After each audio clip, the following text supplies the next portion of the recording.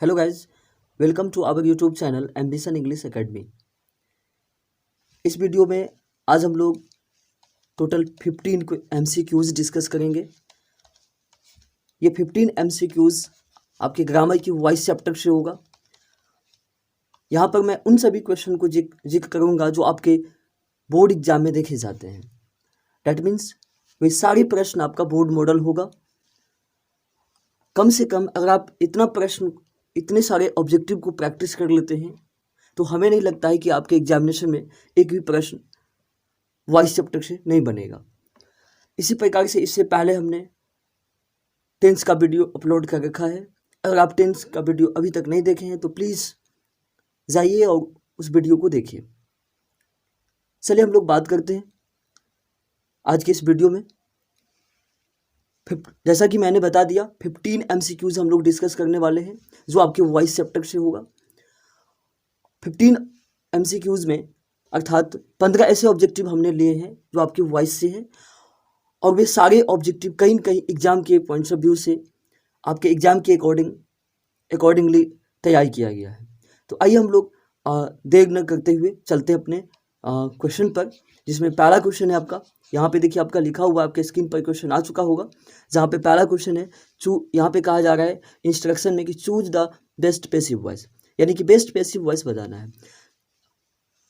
My dear, मैं एक चीज़ आपको बताना चाहूँगा, आपके एग्जाम में जो भी प्रश्न पूछे जाएंगे ग्रामर से उसमें क्या होता है, बेसिकली इंस्ट्रक्शन दिया होता है।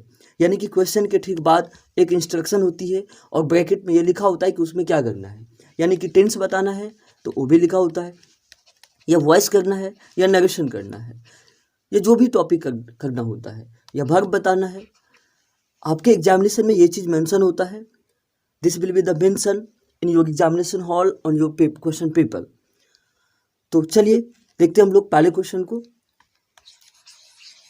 एक और चीज़ जो मैं बताना चाहूँगा, मैं अभी आपको जो भी यानी यहाँ पे 15 ऑब्जेक्टिव लिया गया है, 15 क्वेश्चन को लिया गया है। मैं इन क्वेश्चन को बताने के लिए मैं इन क्वेश्चन को जो सॉल्व करूँगा, आप देखेंगे कि बस 2 से 3 सेकंड में आप अपने आंसर पर पहुँच जाएंगे। अगर अब तक आप नहीं पढ़े हैं, कुछ भी नहीं पढ़े हैं, फिर भी आप यहाँ इस वीडियो को देखने के बाद आप एब्सोल्युटली आंसर पहुँच जाएंगे। तो चलिए सबसे पहला क्वेश्चन है चिल्ड्रेन लाइक स्वीट्स। इस क्वेश्चन को जब हम लोग देखते हैं तो यहाँ पर जो है ये वर्ब का कौन सा फॉर्म आया है, पहला फॉर्म आया है।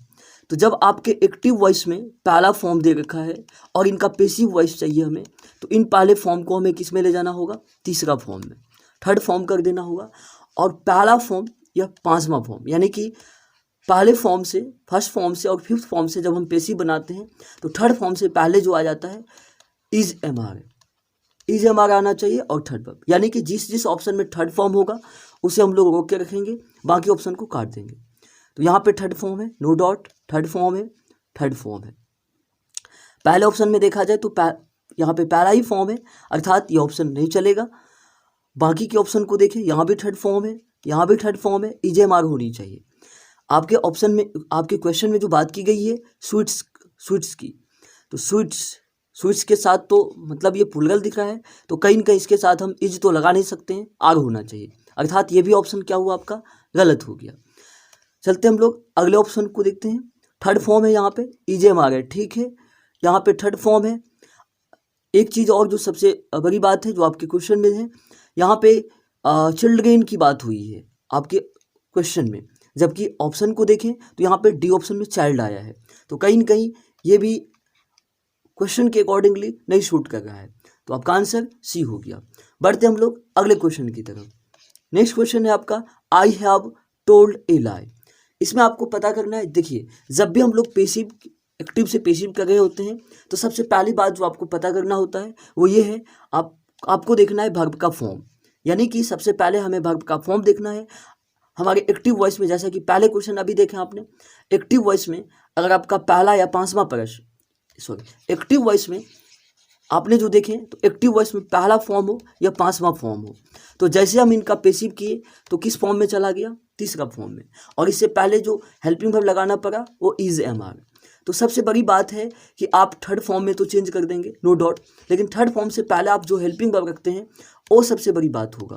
पेसिव करने के लिए यही एक सबसे बड़ी चीज़ होती है, चीज़ें होती हैं जो आपको देखना होता है। तो चलिए हम लोग चलते हैं दूसरे क्वेश्चन पर। सेकंड क्वेश्चन है, फिर इसमें आई हैव टोल्ड ए लाई। तो आपको पता करना है वर्ब का फॉर्म।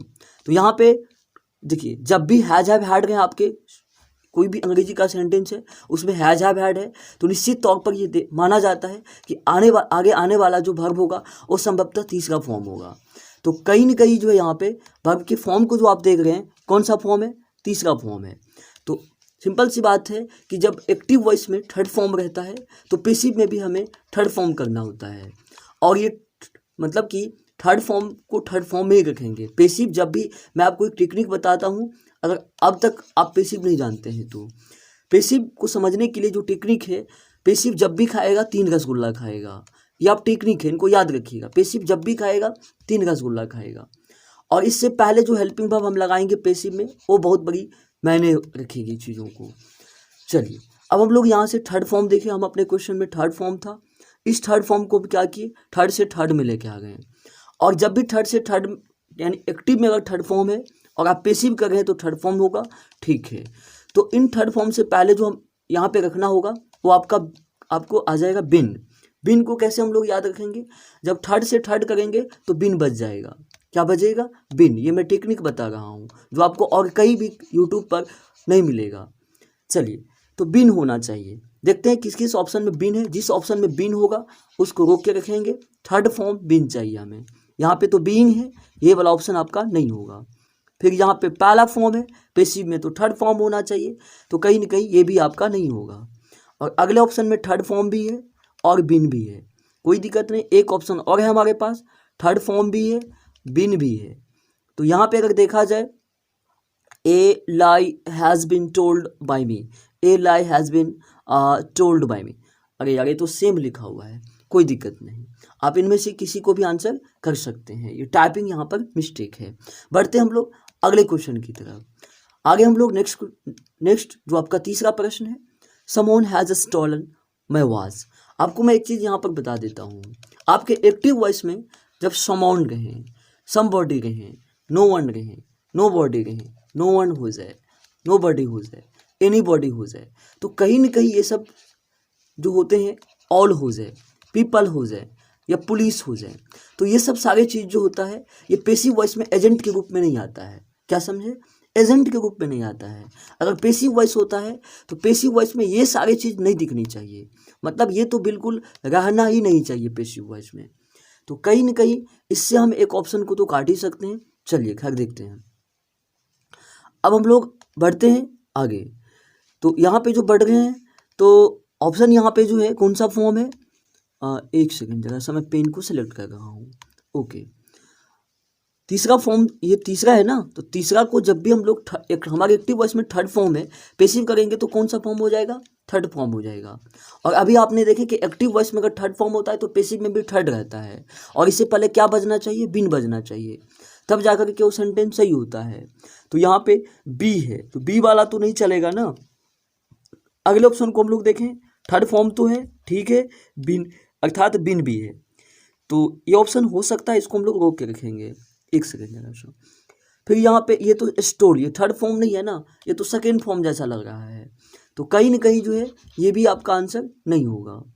इसमें थर्ड फॉर्म है, ठीक है, बिन भी है, और ये इस ऑप्शन में और इसमें क्या दिक्कत है, यहाँ पे मैं वॉच हैज़ बीन स्टोलन, मैं वॉच, यहाँ पे भी टाइपिंग मिस्टेक हुआ है, मतलब दो ऑप्शन कहीं ना कहीं सेम दिख रहा है। आप इन चीज़ को मैनेज करेंगे यहाँ पे, आप खैर अपने आंसर पे तो हम पहुँच गए ना। बढ़ते हम लोग अगले क्वेश्चन की तरफ। नेक्स्ट क्वेश्चन है आपका, the children were making a noise. तो यहाँ पे आप अपने एक्टिव में जो देख रहे हैं कौन सा फॉर्म है, आईएनजी वाला तो चौथा फॉर्म होता है, चौथा फॉर्म है ये। जब इसका पैसिव करेंगे तो किस में चला जाएगा, तीसरा फॉर्म में। और मैं एक चीज़ आपको बता दूं, थर्ड फॉर्म से थर्ड में कर रहे थे, अर्थात एक्टिव वॉइस में थर्ड तीसरा फॉर्म हो रहा था, तो पैसिव में भी क्या कर रहे थे, थर्ड फॉर्म कर रहे थे। मतलब कि पैसिव में जब भी होता है थर्ड फॉर्म होता है, और एक्टिव में अगर थर्ड फॉर्म रहे और पैसिव में आना हो तो उससे पहले हम लोग बिन लगाते हैं, जबकि इस बार यहाँ पे कौन सा फॉर्म है, फोर्थ फॉर्म है। तो फोर्थ फॉर्म को हम लोग पेसिव किए हैं, तो ये तीसरा में चला जाएगा, थर्ड फॉर्म में चला जाएगा। और इससे पहले जो आना चाहिए, बीइंग आना चाहिए। क्या आना चाहिए, बीइंग। इनको हम लोग याद कैसे रखेंगे, ये बी का रूप है, बी का फॉर्म है ये। तो कहीं ना कहीं जो है आईएनजी से हम लोग याद रखेंगे चौथे फॉर्म, यहाँ पे मेकिंग होगा कहीं ना कहीं जगह समय। इनको एक सेकेंड जगह समय, इनको अगर देखें हम लोग, ये क्या हो गया, चलिए। तो यहाँ पे चौथा फॉर्म जो था हमारा, चौथा फॉर्म था मेकिंग। तो इनको जब हम लोग पेसिव किए तो पेसिव में आईएनजी होना चाहिए, तो मेकिंग वाला हमारा आंसर हो जाए, मतलब थर्ड फॉर्म। और ये फिर बीइंग वाला आंसर होगा। तो थर्ड फॉर्म यहाँ पे है मेड, बीइंग भी है, ठीक है। इनको रोक के रखते हैं, ये हो सकता है, एक सेकेंड जरा सा, ये हो सकता है। फिर ये आगे बढ़ते हम लोग, ये मेक, ये वर्ब का कौन सा फॉर्म है, पहला फॉर्म है, ये वाला नहीं हो सकता है, बी ऑप्शन आपका गलत हो गया। पेसिव में तो तीसरा होना चाहिए, ये तीसरा फॉर्म है। बीइंग तो नहीं हो सकता है ना, अभी हम लोग चौथे फॉर्म से बनाए हैं, तो चौथे फॉर्म से तो बीइंग होना चाहिए। यहाँ पे आपका बिन है, ये वाला नहीं हो सकता है। फिर यहाँ पे चिल्ड्रेन, ठीक, ये आपका मेक देखा जाए तो पहला फॉर्म है, तो कहीं ना कहीं ये भी आपका आंसर नहीं हो सकता है। तो A option is the right answer of this question. बढ़ते हम लोग अगले क्वेश्चन की तरफ। नेक्स्ट क्वेश्चन है आपका, someone had already warned him. अब इन प्रश्न को देखें तो हैड आया है ऑप्शन में, सॉरी क्वेश्चन में हैड है, और हैड के बाद कौन सा फॉर्म दिखाई दे रहा है, थर्ड फॉर्म। आप एक चीज़ को समझ लीजिए, जब भी हैड रहें और थर्ड फॉर्म रहें तो पेसिव करना है तो थर्ड हो जाएगा, अर्थात ऐसे एक्टिव में दिख रहा है, हमें चाहिए पेसिव वॉइस, तो थर्ड से थर्ड में आ गए। अब इससे पहले जो आप क्वेश्चन किए उसमें क्या देखे थे, थर्ड से थर्ड आने पर क्या हो रहा है, बिन बजता है। बिन बजेगा कि नहीं बजेगा, बिन बजेगा। तो जिस ऑप्शन में बिन बज रहा है वो ऑप्शन आपका हो सकता है। बाकी ऑप्शन को एक चीज़ और, जो दूसरी चीज़ आपको ध्यान देना होगा, हैड, ये है वो हूँ के लिए आता है कि था थी के लिए, अर्थात पास्ट हो गया ये।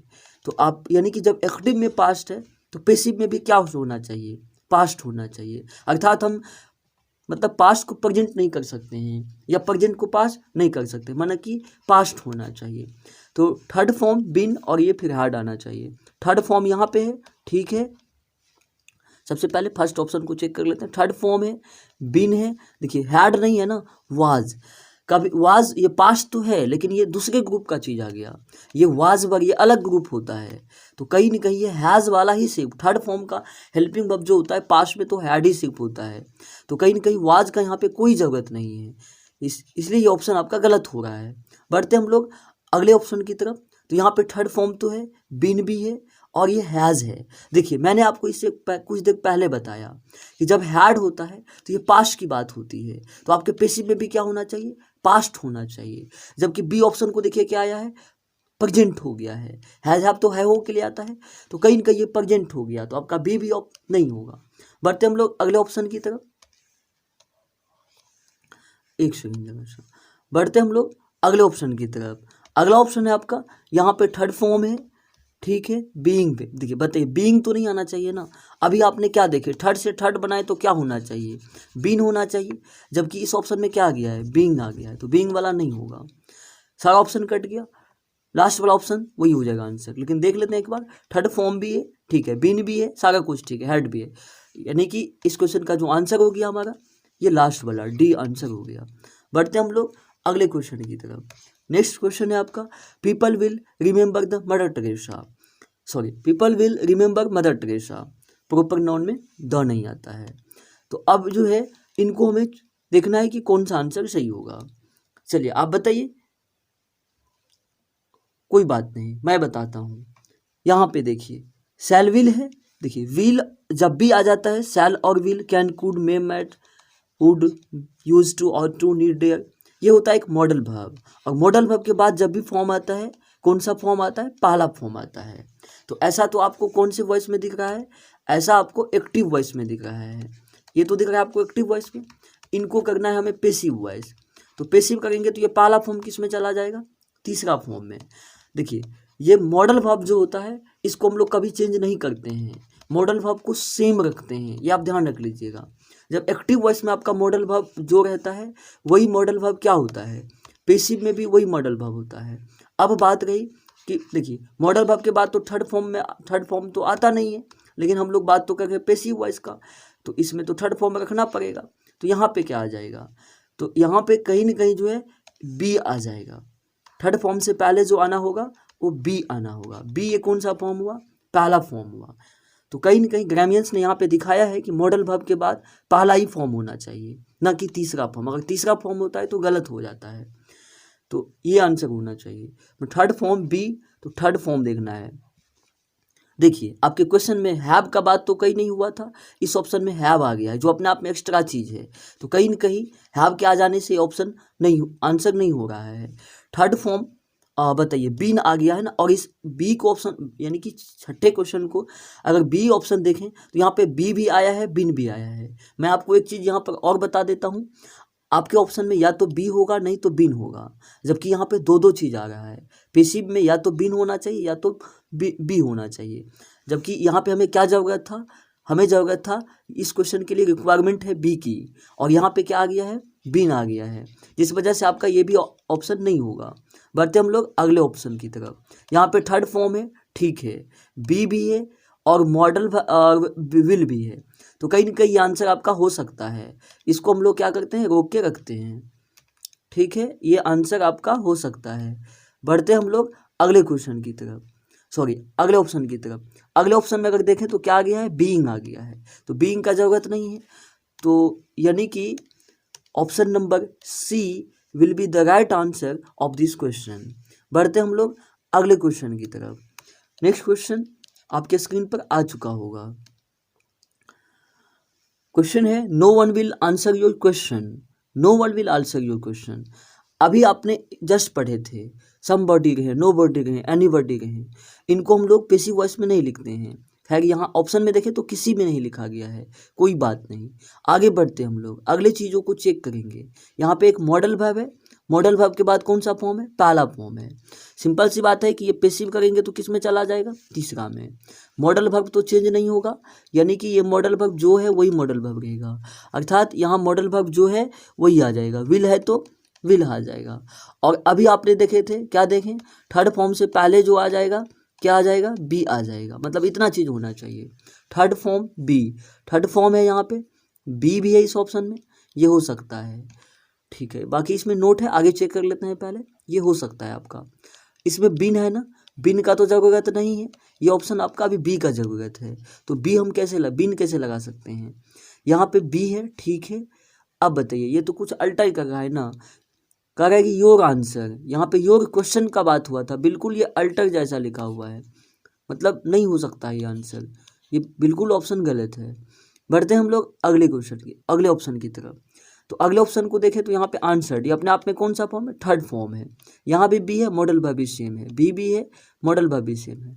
तो अब बात गई, एक ऑप्शन तो और मिला था हमें ऐसा, अब फर्क इसमें क्या है, your question will note be answered, your question will be answered, फर्क कितना नोट का है। अब हम लोग क्वेश्चन समझते हैं। क्वेश्चन ये कह रहा है कि no will answer your question, यानी तुम्हारे क्वेश्चन का जवाब कोई नहीं दे पाएगा। नो विल, नो वन का मतलब होता है कोई नहीं, तो नहीं दे पाएगा। जब अब हम लोग डी ऑप्शन को देखते हैं, तो डी ऑप्शन को देख रहे हैं तो यहाँ पे लिखा हुआ है कि your question will be answered, यानी तुम्हारे क्वेश्चन का जवाब मतलब दिया जाएगा। तो कहीं ना कहीं अर्थ तो सेंस तो अलग हो जाता है ना। जब भी हम लोग एक्टिव से पेसिव करते हैं, या डायरेक्ट नरेशन से इनडायरेक्ट नरेशन करते हैं, या ग्रामर में कहीं भी डिग्री चेंज करते हैं, या सेंटेंस को चेंज करते हैं, या ट्रांसफॉर्मेशन में रिमूव टू करते हैं, तो कहीं ना कहीं जो है कहीं पर सेंटेंस का अर्थ नहीं चेंज होता है।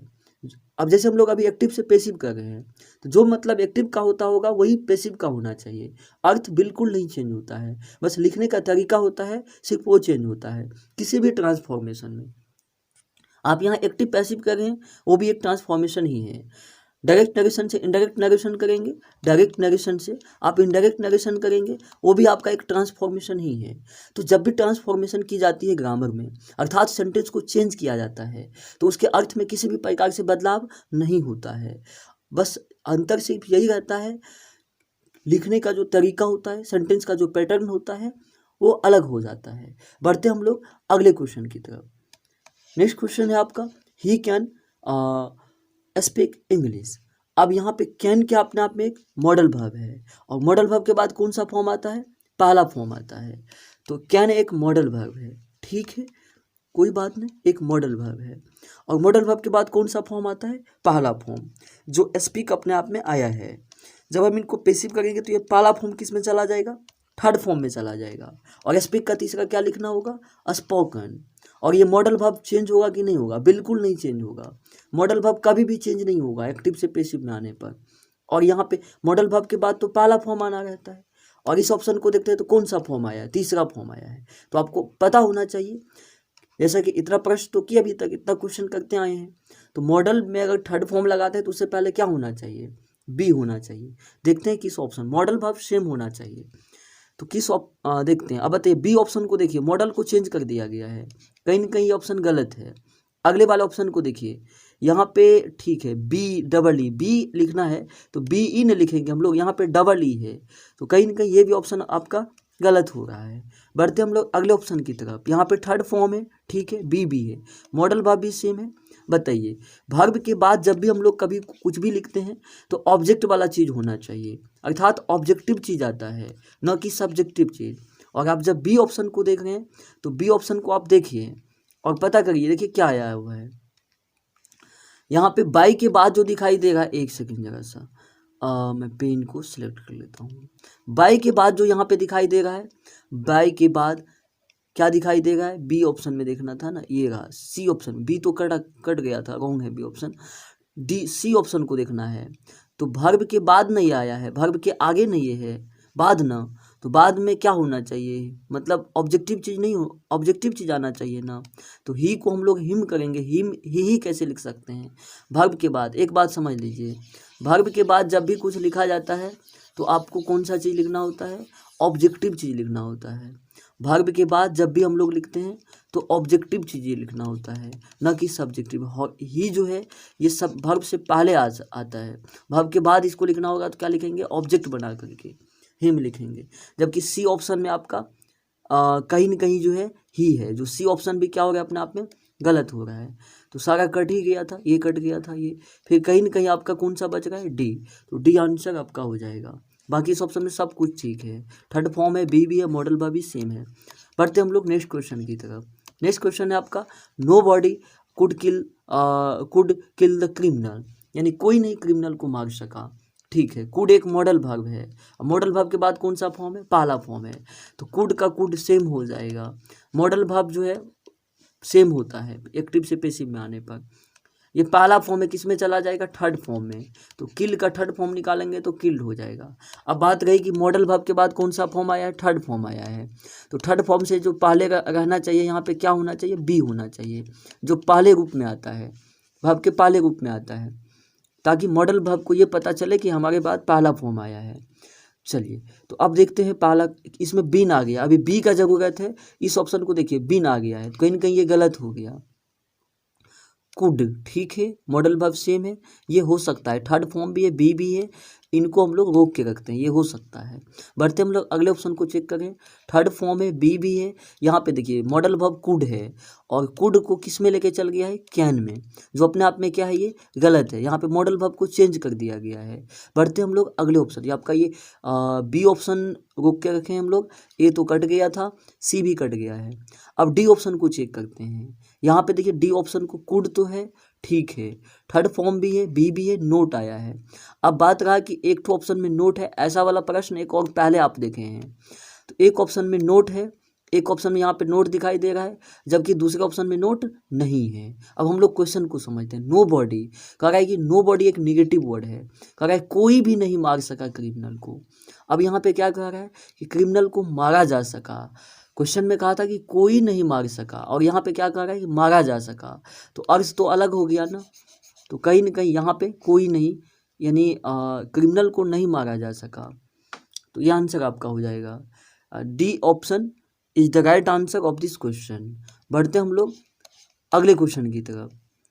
नेक्स्ट क्वेश्चन है आपका, we must have respected our elders. अब हैव आया है, मैं आपको शुरुआत में क्या बताया था, हैव के बाद जब भी कोई फॉर्म होता है, हैव, हैज, हैड, थ्री को देखते ही कितना एच है यहाँ पे, 3 एच, ये मैं टेक्निक बता रहा हूँ।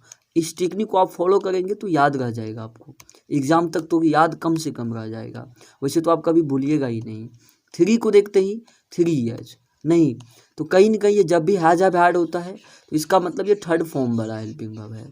चलिए, तो अब यहाँ पे कौन सा फॉर्म पता चल रहा है, रिस्पेक्टेड, ये थर्ड फॉर्म है। चूंकि हैज हैव हैड है तो हैज हैव हैड सेंटेंस में जब आ जाता है तो थर्ड फॉर्म होता है। तो थर्ड एक्टिव वॉइस में कौन सा फॉर्म पता चल गया, थर्ड फॉर्म। बताइए आप ही, पेसिव बनाना है तो पेसिव में तो हमेशा थर्ड फॉर्म होता है। अब बताइए, थर्ड से थर्ड में आए तो आपको हम क्या कहे थे, बिन बजना चाहिए। बिन जिस ऑप्शन में बजेगा वो ऑप्शन सही होगा आपका। थर्ड फॉर्म यहाँ पे बिन भी है, कोई बात नहीं, ये हो सकता है, इसको रोकते हैं। ये ऑप्शन आपका हो सकता है, इसको रोकते हैं। ये वाला ऑप्शन में बी आ गया है, ये चला गया। अब बढ़ते हैं हम लोग अगले ऑप्शन, बिन है यहाँ पे, ठीक है। अब बताइए, मॉडल वर्ब क्या है, मस्ट है।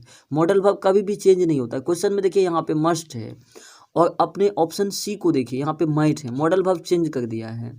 बढ़ते हम लोग अगले ऑप्शन की तरफ, मस्ट है, थर्ड फॉर्म भी है और बिन भी है। देखते हैं कहाँ पे गड़बड़ी है। ए ऑप्शन को चेक करते हैं, आवर एल्डर्स मस्ट। बताइए, इस क्वेश्चन में हम यानी कि पहले ऑप्शन में हैव हैज को छोड़ दिया है, जबकि हम लोग हैज गए हैं, हैव हैज गए हैं, हैड गए हैं, इज एम आ गए, वाज वर गए, आपके एक्टिव वॉइस में गए, तो पेसिव में आने के लिए उसको हम लोग नहीं छोड़ेंगे, अर्थात उसको रखना पड़ेगा। जबकि इसमें इस ऑप्शन में बिल्कुल नहीं है, हैज हैव हैड को गायब कर दिया गया है। ऐसा तो नहीं होता है ना, यहाँ पे रहना चाहिए। तो इस प्रकार से आपका आंसर जो हो गया इस क्वेश्चन का डी ऑप्शन हो गया। बढ़ते हम लोग अगले क्वेश्चन की तरफ। नेक्स्ट क्वेश्चन है आपका, I am to write a book. अब देखिए, I am to write a book, एक चीज़ मैं आपको बताता हूँ, कई पे सेंटेंस में टू रहे और इनके बाद वर्ब का पहला फॉर्म रहे तो इसको हम लोग इन्फिनिटिव बोलते हैं। क्या बोलते हैं, इसे बोलते हैं इन्फिनिटिव, और इसे ही कहा जाता है वर्ब का छठा फॉर्म। तो ऐसा तो हमें एक्टिव वॉइस में दे रखा है, अब हमें क्या चाहिए बाबू, पेसिव वॉइस चाहिए। तो पेसिव बनाएंगे तो ये पहला फॉर्म किस में चला जाएगा, आपको पता है कि पेसिव बनते ही पहला फॉर्म किस में चल जाता है, पहला फॉर्म चल जाता है तीसरा फॉर्म में। जैसे ही पेसिव बनेगा तो ये पहला फॉर्म चल जाएगा तीसरा फॉर्म में। ये इन्फिनिटिव अर्थात टू को हम लोग नहीं बदलेंगे, जैसे मॉडल वर्ब को नहीं बदले थे, टू का टू ये हो जाएगा। अब एक चीज़ आप दिमाग लगाइएगा, मॉडल वर्ब के बाद एक्टिव में कौन सा फॉर्म होता था, पहला फॉर्म। जनरली पहला फॉर्म ही रहता है, तभी सेंटेंस सही होता है। उसी प्रकार से आपका इन्फिनिटिव में भी होता है, जैसे मॉडल वर्ब के बाद पहला फॉर्म आता है, उसी प्रकार से इन्फिनिटिव में भी टू के बाद भी कौन सा फॉर्म, पहला फॉर्म। तो कहीं ना कहीं यहाँ पे थर्ड फॉर्म दिखाई देगा, और इसका पेसिव किए हैं तो टू के बाद तो थर्ड फॉर्म आ नहीं सकता है। तो जैसे मॉडल में नहीं आ सकता था तो क्या आया था, बी, और यहाँ भी क्या आ जाएगा, बी आ जाएगा। देखते हैं किस ऑप्शन में बी है, और थर्ड फॉर्म भी होना चाहिए। देखिए पहला ऑप्शन में राइट है, ये आपका गलत जवाब हो गया। बी ऑप्शन को चेक करिए, यहाँ पे थर्ड फॉर्म भी है, ठीक है, थर्ड फॉर्म है। यहाँ पे देखिए बी भी है, ये हो सकता है, इसको रोक के रखते हैं। लेकिन इसमें एक ऑप्शन में जो एक सबसे मतलब गलती किया गया है, मिस्टेक है, वो मैं आपको बता रहा हूँ। आपके एक्टिव वॉइस में देखिए प्रेजेंट का बात कर रहा है, ये प्रेजेंट आपको कैसे पता चलेगा, है हो हूँ से, ये प्रेजेंट है। जबकि इस ऑप्शन को देखिए था थी में बदल दिया है, अर्थात है हो हूँ को हम पास्ट में कैसे कह सकते हैं, अर्थ गलत मतलब चेंज हो जाएगा।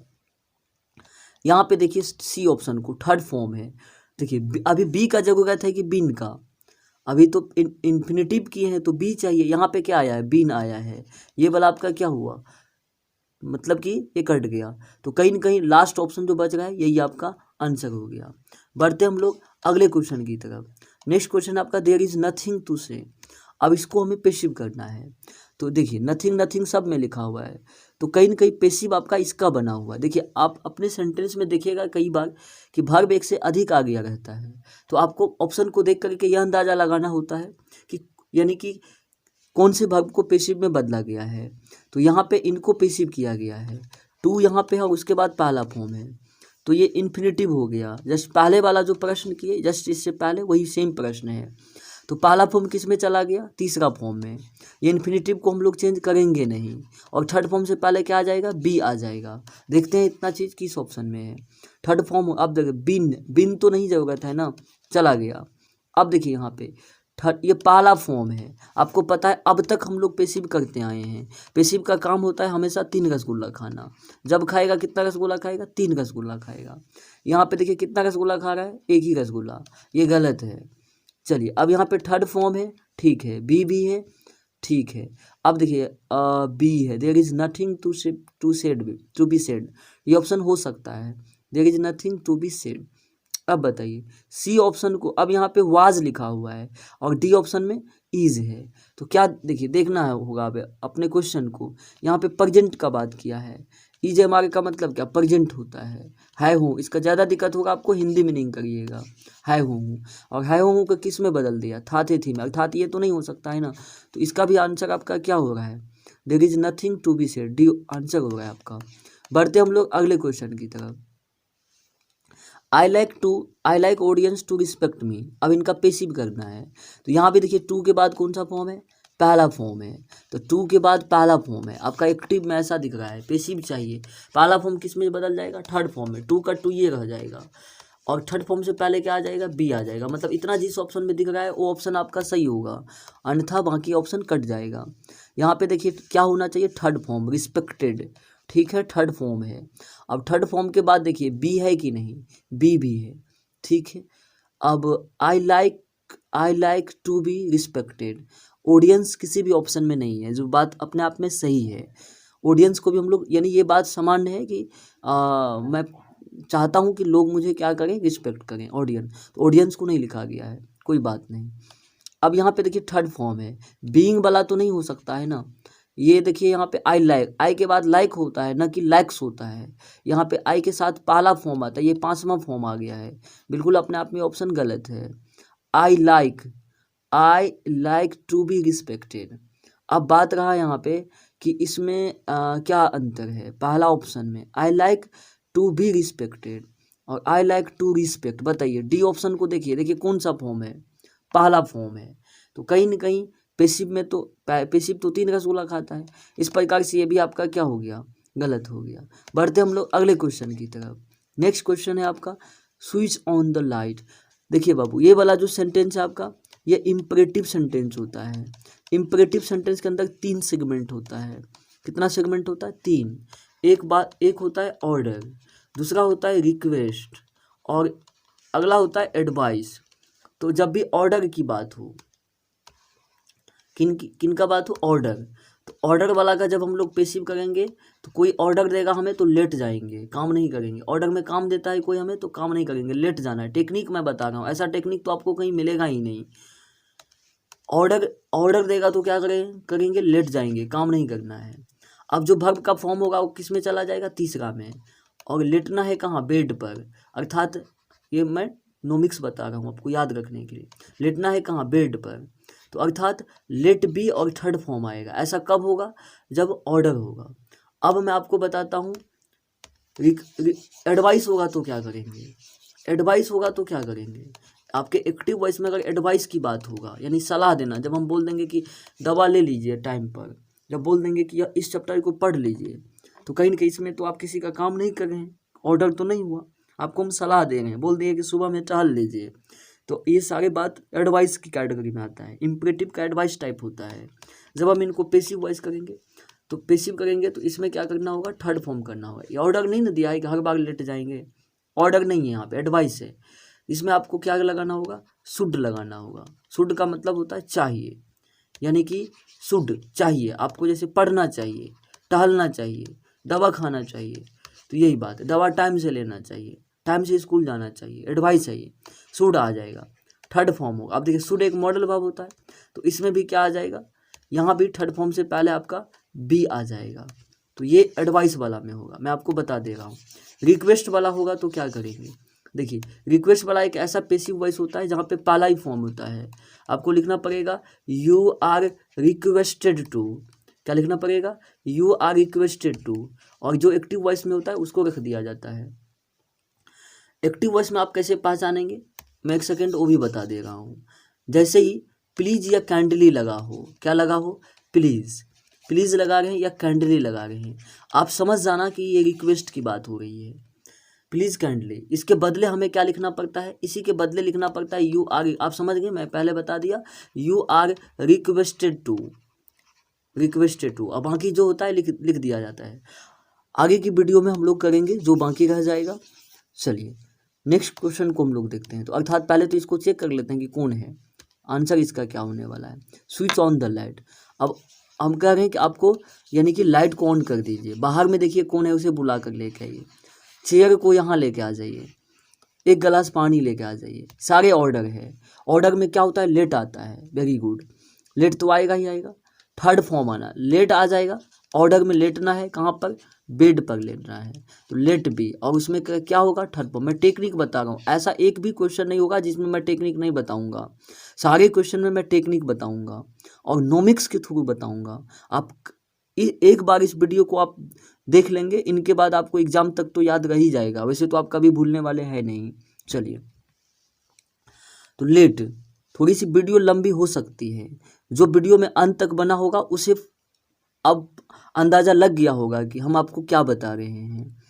अब तक जो आप पढ़ते होंगे सिर्फ हम रूल बता करके नहीं आगे बढ़ जाते हैं, आपको साथ में ये भी मैं बताता हूँ, नोमिक्स बता देता हूँ कि आप उनको कैसे याद रखिएगा। तो आप वीडियो में अब तक बने रहे तो इतना तो फ़ायदा आपको हो ही गया होगा, और जैसे ही अगले वीडियो आएगा आप भी अगले वीडियो का इंतज़ार करिएगा, और मैं भी कोशिश करूँगा कि जल्दी अपलोड कर दूँ। चलिए, अब यहाँ पे लेट तो रहेगा ही रहेगा, बिन नहीं रहना चाहिए, बिन आया है, बी होना चाहिए, कोई बात नहीं। अब देखिए बी ऑप्शन में लेट तो है ही नहीं, ये गलत हो गया, लेट है इसमें, थर्ड फॉर्म भी है, स्विच्ड हुआ ना थर्ड फॉर्म, बी भी है, ये आंसर हो सकता है, इसको रोकते हैं। अब देखिए यहाँ पे लेट है, थर्ड फॉर्म है। अब बताइए, तो क्वेश्चन में स्विच ऑन करने के लिए कहा गया था, अब बताइए तो डी ऑप्शन में स्विच ऑन करने के लिए कहा जा रहा है, नहीं कहा जा रहा है, अर्थात अर्थ बदल गया। तो कहीं न कहीं इस क्वेश्चन का जो आंसर हमारा हो रहा है सी हो रहा है, सी आपका आंसर हो रहा है। बढ़ते हम लोग अगले क्वेश्चन की तरफ, ये लास्ट क्वेश्चन होगा आपका। चलिए नेक्स्ट क्वेश्चन को देखिए, कह रहा है कि डोंट इंसल्ट द पुअर, गरीब को इंसल्ट मत करो, इसका भी पेसिव बनाना है।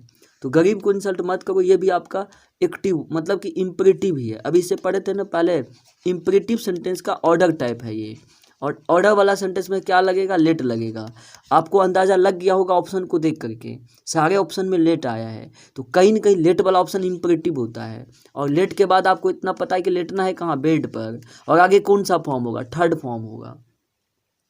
तो कहीं ना कहीं थर्ड फॉर्म होना चाहिए, और बी भी आना चाहिए, लेट बी होना चाहिए। थर्ड फॉर्म है, इंसल्टेड ठीक है, बी भी है, ये आपका हो सकता है ऑप्शन, ये आंसर हो सकता है, इसको रोकते हैं, ये वाला आपका हो सकता है। बढ़ते हम लोग अगले कुछ ऑप्शन की तरफ, इंसल्टेड, ये भी थर्ड फॉर्म है आपका, ठीक है। यहाँ पे देखिए बी है, ठीक है, ये भी आंसर आपका हो सकता है, क्यों, चूँकि फर्क इतना है कि इसमें नोट आया है, कोई बात नहीं, ये भी आपका आंसर हो सकता है। Insulted, let the poor not be insulted, ठीक है, ये भी लगता है, देख कर चेक कर लेंगे, कोई दिक्कत नहीं। यहाँ पे थर्ड फॉर्म है, let the poor not insulted. अब पहले ऑप्शन को चेक करते हैं, मतलब अब तक तो ऐसा लग रहा है कि ये सारे आंसर होने वाला दिखा है, फिर चेक करते हैं। डोंट इंसल्ट द पुअर, गरीब को इंसल्ट मत करो, और पहले ऑप्शन में देख रहे हैं तो यहाँ पे कह रहे हैं गरीब को इंसल्ट करो, तो अर्थ तो चेंज हो गया, तो इस प्रकार से आपका ये आंसर तो नहीं हुआ, अर्थ बदल गया यहाँ पे। अब हम लोग बी ऑप्शन को चेक करते हैं, let the poor not to be, यहाँ पे देखिए टू का यहाँ पे कोई चक्कर नहीं होता है, ये ऐसा डायरेक्ट से इनडायरेक्ट करेंगे। अगर डायरेक्ट नरेशन में इम्परेटिव का सेंटेंस होता है तो इनडायरेक्ट में आकर के नोट टू लगाना होता है। अभी हम लोग नरेशन नहीं कर रहे हैं, अभी वॉइस कर रहे हैं, ऐसा नरेशन में होता। चलिए, ये भी नहीं हो रहा है।